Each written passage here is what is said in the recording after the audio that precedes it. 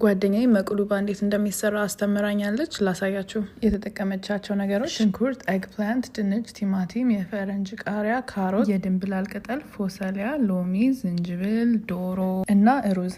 ለቅመም የተጠቀመችው የሩዝ ቅመም፣ ሳፍሮን፣ ከሙን፣ ቤሊፍ፣ 5 ስፓይስ፣ ጨው እና ቁንዶ በርበሬ። መጀመሪያ ዶሮውን በደንብ በሎሚ ያጠበችው። ከዛም በ5 ስፓይስ፣ ከሙን፣ ቁንዶ በርበሬ፣ ጨውና ዘይት አድርጋ ቀመመችው። ዶሮ ከቅመሙ ጋር በደንብ እስከሚዋሃድ ድረስ አትክልቶቹን ክብ ክብ አድርጋ መጋገሪያ ውስጥ በ150 ዲግሪ ሴልሲየስ ለ20 ደቂቃ ያክል አበሰለችው። ኤግፕላንቱ ውሃ እንዲተፋ ጨው አድርጋ አስቀመጠችው፣ ካሮትና ድንቹን እስከምትከትፍ ድረስ።